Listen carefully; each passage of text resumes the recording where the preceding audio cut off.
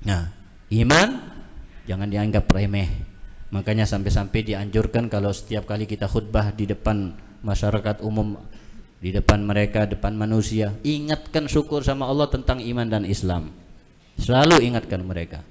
Bukan kita mendapatkan iman dari Allah SWT karena kita membayar uang kepada Allah ya. Dan kita juga bukan karena mendapatkan iman ini karena orang tua kita. Jangan, kita mungkin kebanyakan merasa karena orang tua kita sudah beriman ya kita beriman.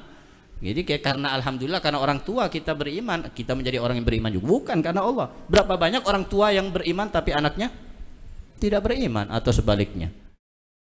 Banyak gangguan ya kan. Datang sohib, ngobrol, hilang sudah kitabnya kan. Tengah-tengah mutolaah ada makanan datang, hilang sudah kitabnya. Banyak gangguan sudah. Coba kita main PS, nonton TV, baca novel, baca koran, husu itu. Orang lewat itu tidak dipedulikan. 1 jam, 2 jam nikmat. Kayak seakan-akan di surga sudah.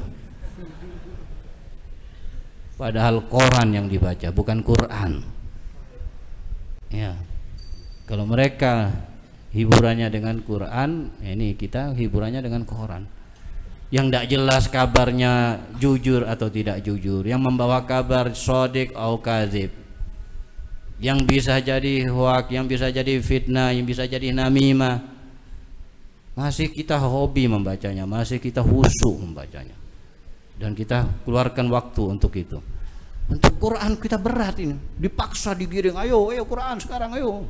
Oh iblu nanti takzir, dipaksa kita baca Qurannya itu. Jadi kita baca Quran karena terpaksa aja. Padahal kalamullah, ada kalam yang lebih afdal daripada Al-Quran, ada yang lebih nikmat daripada Al-Quran, lebih indah daripada Al-Quran. Wa huwa mu'jizatun Nabi sallallahu alaihi wasallam al-akbar, mu'jizah al-kubra wa tastamir ila yaumil qiyamah. Kenapa kok bisa seperti ini? Ya itu karena tidak ada hati yang bersih. Kadang-kadang kita yang mendapatkan surat aja dari orang yang kita cintai, oh kita khusyuk membacanya, bahkan mempersiapkan diri terlebih dahulu untuk membaca. Adab maksudnya, ya kan? Dan diulang-ulang itu surat, sudah selesai dibaca lagi dari awal, satu kalimat direnungkan, seperti baca Quran. Baca Quran lisannya baca, hatinya kemana? Kan beda kan kita baca Quran dengan baca surat itulah atau apalah. Nah ini kenapa kok terjadi seperti ini? Karena hati kita ya bisa jadi kurang bersih dari makanan yang kita makan. Nah inilah yang tadi bisikol, bisa jadi mat'amuhu mat'amsu, ya makanan yang dimakan makanan yang tidak baik. Ini yang kedua tadi. Kemudian yang ketiga yang sudah kita sebutkan sebelumnya tentang Imam Sufyan Tsauri, bahwasanya beliau itu kalau diundang oleh seorang dalam undangan, dalam jamuan, pasti beliau bawa makanan sendiri min waraihi, dari waraknya beliau ini. Jadi beliau menghadiri undangan karena memenuhi kewajiban sebagai sesama muslim untuk menghadiri undangan, tapi tujuannya bukan makanannya. Ya kalau kita kan hadir walimah, ya tujuannya menghadiri walimah, tapi kan ada tujuan yang lain. Walaupun itu ya hanya di dalam hati kita berbicara ya kan, ya, tapi kan ada tujuan. Buktinya apa? Buktinya kalau kita diundang oleh teman kita, ternyata di situ tidak dikasih jamuan, Allahumma sholli ala Muhammad, padahal makanannya belum keluar, kira-kira bubar enggak? Pasti ditunggu itu. Allahumma sholli ala Muhammad, apa ini? Apa baru mulai apa gimana ini? Beda di Hadramut. Kalau di Hadramut acara 2-3 jam yang disuguhkan tidak ada, cuma gahwa, paling kalau ada tambahan sama kurma. Itu 2-3 jam. Ini cerita beneran ini. 2-3 jam tahfidz Quran acara, 2-3 jam baca maulid acara, yang disuguhkan hanya kopi, kalau ada lebih paling kurma aja, kurma yang sudah keras itu. Coba kita bayangin di sini 2-3 jam baca maulid disuguhin kurma sama gahwa. Insya Allah kita Ya, minimal sudah kita tidak mencaci maki orang yang mengundang, dalam hati kita mencacinya, ya kan? Ya, ya kan namanya manusia seperti ini di Indonesia. Ya. Jadi kenapa mereka mau, bahkan mereka hadir banyak ini. Yang hadir ini banyak padahal tidak ada makanan yang disuguhkan. Karena tujuannya bukan makanan. Ya, tujuannya untuk mencari keberkahan dalam majelis tersebut. Sama itu seperti Masaul Jum'ah. Jangan niat yang lain, niat untuk mengambil kemuliaan dari Allah. Niat anak ini berzikir dan menyebut nama Allah. Apa ada yang lebih mulia? Nikmat sebenarnya itu, zikir sama Allah SWT. Ya, fazkuruni azkurukum, man zakarani ya fi malain zakartuhu fi malain khairin minhu. Jadi kita menyebut nama Allah, kita namanya disebut sama Allah. Menyebut aja, tidak usah ada balasan, tidak usah ada balasan dari Allah. Menyebut nama Allah itu sudah kemuliaan bagi kita. Lidah kita gunakan menyebut nama Allah itu sudah kemuliaan besar.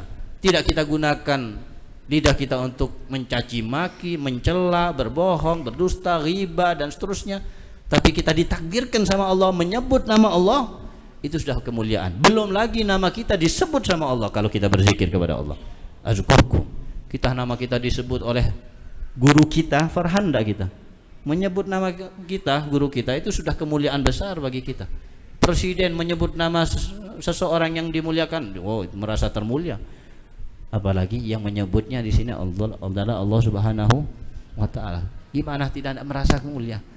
Kita saking cuma menganggap ini kemuliaan yang biasa. Ini yang masalahnya gitu. Ini dianggap kemuliaan biasa, hadir majelis, hadir zikir, cuma tidak menganggap itu kemuliaan yang luar biasa. Makanya kita sering terlambat, sering malas karena tidak menganggap itu suatu yang mahal. Kalau kita menganggap itu suatu yang mahal, kita tidak akan telat. Kalau kita menganggap itu berharga bagi kita, tidak akan telat. Kita akan duluan datang ke tempat ini, ke tempat majelis sebelum dimulai majelis, insya Allah. Kita kalau membeli tiket pesawat, kita hadir tepat waktu ketika mau terbang, apa lebih dulu? Lebih dulu kita hadir. Kenapa? Takut ketinggalan. Kenapa? Kita merasa itu berharga, mahal tiket. Ya, tapi kenapa kita telat-telat? Nah, karena tidak menganggap itu berharga. Ya, enggak apa-apa telat 5 menit, 10 menit, bahkan sampai setengah jam. Tidak dianggap itu kemuliaan. Ya, kalau sudah tidak menganggap kemuliaan, kita akan malas-malesan. Kita akan terbiasa untuk telat dan kita akan mudah untuk ghaib. Akan mudah untuk ghaib karena kita anggap itu sesuatu yang biasa. Ya, makanya termasuk yang mengkhawatirkan seseorang meninggal dalam keadaan su'ul khotimah kalau dia menganggap iman yang Allah berikan kepadanya itu sesuatu yang biasa. Jangan. Kita hadirkan iman yang Allah berikan kepada kita sekarang ini, itu adalah nikmat yang mahal, yang berharga, sangat berharga, bahkan yang paling berharga di antara nikmat yang lain. Walaupun kita punya mobil yang mewah, rumah yang mewah, ya, lahan yang luas, perabotan rumah yang lengkap dan seterusnya, itu tidak ada apa-apanya dengan iman. Apa artinya kalau itu semuanya tanpa disertai dengan iman? Kita miliki semuanya, tapi agama kita agama Yahudi, Nasrani, Hindu, Buddha. Na'udzubillah. Kita punya kesehatan, panjang umur, tapi kita ke gereja. Ya, dan kita punya mobil mewah sekian banyak, tapi kita meninggalnya su'ul khatimah. Apa artinya? Nah, iman jangan dianggap remeh. Makanya sampai-sampai dianjurkan kalau setiap kali kita khutbah di depan masyarakat umum, di depan mereka, depan manusia, ingatkan syukur sama Allah tentang iman dan Islam. Selalu ingatkan mereka. Bukan kita mendapatkan iman dari Allah SWT karena kita membayar uang kepada Allah, ya. Dan kita juga bukan karena mendapatkan iman ini karena orang tua kita. Jangan. Kita mungkin kebanyakan merasa karena orang tua kita sudah beriman, ya kita beriman. Jadi kayak karena alhamdulillah karena orang tua kita beriman, kita menjadi orang yang beriman juga. Bukan karena Allah. Berapa banyak orang tua yang beriman tapi anaknya tidak beriman atau sebaliknya. Dan suatu waktu bisa dicabut iman kita oleh Allah Subhanahu wa taala. Makanya Nabi Muhammad SAW selalu dan sering kali membaca ya muqallibal qulub wal absar, sabbit qulubana alal iman. Ya. Jadi sampai Nabi ini mengulang-ulangnya berkali-kali, meminta doa supaya ditetapkan kepada keimanan, kepada keislaman. Kenapa? Ditanya sama sahabat, kenapa diulang-ulang ya Rasulullah? Apakah Anda takut ya Rasulullah? Wa ma ya'manuni wal gulub wal qalb baina usbu'ain min asabi'ir rahman yuqallibuhu kaifa yasha. Apa yang membuat aku merasa aman? Sedangkan hati manusia itu berada di antara dua jari Allah Subhanahu wa taala. Yang Allah Subhanahu wa taala membolak-balikkan kapan aja Allah mau. Sekarang beriman, besok tidak beriman. Hari ini beriman, mungkin lusa tidak beriman. Yuqallibuhu kaifa yasha. Gampang Allah membolak-balikkan. Kita kadang ya semangat belajarnya kadang hilang, luntur. Kadang kita semangat ibadah, kadang hilang. Siapa yang membuat itu semuanya? Allah Subhanahu wa taala. Jadi kalau kita ingin untuk kita giat belajar, giat beribadah, pertama kali kita minta sama Allah. Yang lain-lain itu sebab-sebab aja, wasilah-wasilah. Tapi yang pertama kali kita mohon sama Allah, ya Allah, aku tahu ya Allah, dan aku yakin apapun yang aku lakukan, oh ini menambah iman atau ini menambah semangat dalam belajar, dalam ibadah, apapun yang aku lakukan, kalau engkau tidak menakdirkan bertambah semangatku dalam belajar, dalam ibadah, tidak akan pernah terjadi. Maka aku mohon kepada Anda ya Allah, takdirkan aku orang yang bertambah keimanannya, bertambah semangatnya dalam belajar, bertambah semangatnya dalam beribadah kepada Allah Subhanahu wa taala. Tanpa itu nah mungkin kita bisa tanpa Allah SWT. Semuanya yang bolak-balikan Allah. Dan Allah ya mewanti-wanti kepada kita untuk kita memperbarui iman kita selalu. Jadidu imanakum. Ya, kaifa nujadid imana ya Rasulullah? Aksiru min qauli la ilaha illallah. Perbarui. Hanya kuatkan. Dengan apa kita memperkuat iman kita ya Rasulullah? Aksiru min qauli la ilaha illallah. Perbanyak membaca la ilaha illallah. Tapi bukan hanya la ilaha illallahnya aja yang dibaca, tapi fahami maknanya apa itu la ilaha illallah. Apa makna la ilaha illallah? Tidak ada Tuhan selain Allah. Berarti kita mengakui Tuhan satu-satunya ada Allah. Dan berarti kita mengakui Allah adalah sebagai Tuhan. Berarti kita mengakui kita adalah hambanya siapa? Hambanya Allah. Dan kalau kita sudah jelas-jelas 100% kita yakin kita hambanya Allah, apa kewajiban kita kepada Allah? Harus taat apa harus melanggar? Tuan boleh melanggar kepada budak, boleh melanggar kepada tuannya? Nah boleh. Artinya kalau kita merasa kita ini hambanya Allah, ya harus taat sama Allah. Dan kewajiban kita, mau Allah baik kepada kita, Allah berbuat jelek kepada kita, tetap kita taat sama Allah. Kita ini hambanya Allah. Kita semuanya milik Allah Subhanahu wa taala. Allah mau memberikan kepada kita sesuatu apapun, yaitu haknya Allah. Allah memberikan kepada hambanya yang ahli ibadah, diberikan neraka oleh Allah, haknya Allah. Allah masukkan surga kepada orang yang banyak maksiatnya, haknya Allah. Karena semuanya hambanya Allah, miliknya Allah. Kita ini semua milik Allah Subhanahu wa ta'ala.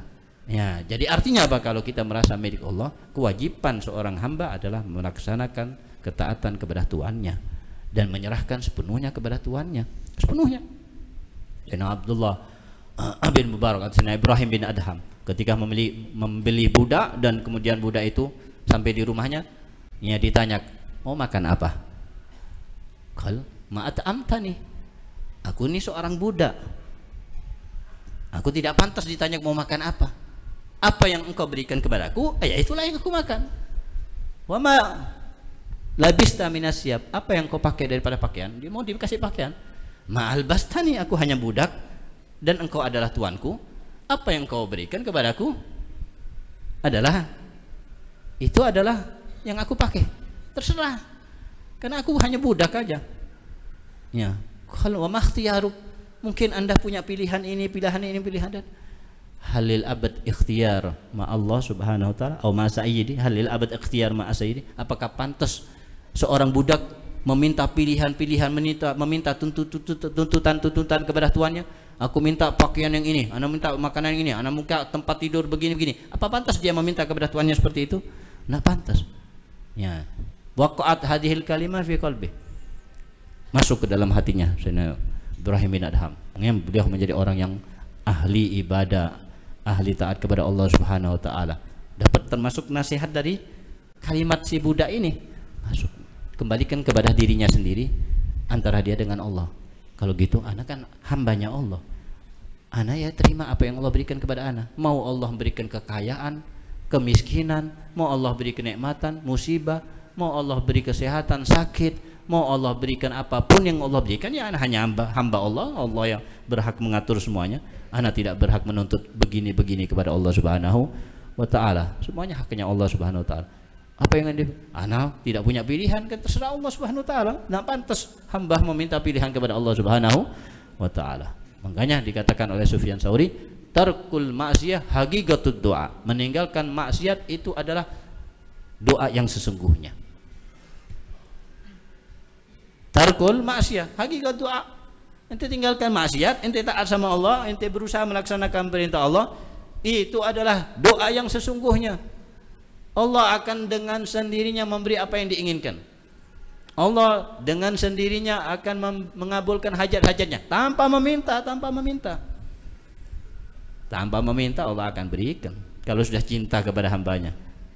Ya, sama sekarang manusia cinta kepada orang lain tanpa meminta akan diberikan, tanpa meminta bantuan akan dibantu, tanpa minta hajatnya akan dikabulkan hajatnya karena sudah cinta. Makanya wala in sa'alani la utiyanna wala in ista'adzani la u'izanna. Kalau sudah Allah cinta kepada hambanya, apapun yang diminta pasti dan pasti aku akan penuhi permintaannya. Dia berlindung dari apapun, pasti aku akan lindungi dari sesuatu yang dia takuti. Kalau sudah dicintai sama Allah. Bagaimana dicintai oleh Allah? Sama seperti hamba. Ada hamba yang taat sama tuannya, ada hamba yang kurang ajar atau yang tidak patuh dengan tuannya. Kira-kira yang dicintai yang mana? Ya pasti yang taat. Nah, kita ingin dicintai, mau taat sama Allah, jangan maksiat, jangan melanggar perintah Allah yang Allah sudah mengatakannya haram. Tetap kita tidak peduli, kurang ajar tidak sama Allah Subhanahu wa ta'ala. Jangan lihat maksiatnya itu maksiat apa, maksiatnya itu dosa kecil atau dosa besar, tapi lihatlah kepada siapa kita melakukan maksiat, kita kepada siapa kita melanggar perintah siapa, dan kita ini merusak kehormatan siapa dengan maksiat, kehormatan Allah Subhanahu wa ta'ala. Kita melanggar atau kita berbuat salah kepada orang biasa dengan berbuat salah kepada orang yang lain, orang yang tinggi kedudukannya, atau kita melakukan kesalahan kepada rakyat biasa, kita melakukan kesalahan kepada presiden, beda enggak? Beda. Ya, kalau ini cuma presiden manusia, apalagi kita melakukan kesalahan kepada Allah, maksiat kepada Allah, melanggar Allah, merusak kehormatan Allah. Padahal kita makan dari rizkinya Allah, kita hidup di buminya Allah, kita menghirup hawa dari Allah Subhanahu wa ta'ala, dan kita semuanya, kebaikan kita, surga kita, atau keburukan kita, neraka kita di tangan Allah. Hukum kita seenaknya gitu, kita merusak kehormatan, seakan-akan kita berperang melawan Allah. Ayo loh, Anda mau perang dengan maksiat-maksiat. Nah, kalau kita ingin dicintai oleh Allah, ya orang-orang yang dicintai oleh Allah, orang wali-wali Allah sementara mereka menjadi wali, dicintai Allah karena mereka tinggalkan taat sama Allah Subhanahu. Semoga kita diberikan oleh Allah SWT taufik oleh hidayah untuk kita selalu untuk mendekatkan diri kepada Allah Subhanahu wa ta'ala, dan semoga kita dipermudah oleh Allah Subhanahu wa ta'ala untuk melaksanakan semua kewajiban Allah, dipermudah untuk menjauhi maksiat-maksiat Allah, diberikan oleh Allah Subhanahu wa ta'ala kenikmatan dalam ibadah, kenikmatan dalam majelis zikir, majelis ilmu, majelis khair, dan diberikan oleh Allah Subhanahu wa ta'ala ketidaksukaan terhadap kemaksiatan-kemaksiatan, dan semoga kita dijauhkan daripada segala musibah dan fitnah. Ala hadini yakun ya jami'a syamin khadina wa la hadratin nabi sayyidina Muhammadin sallallahu alaihi wasallam. Al-Fatiha.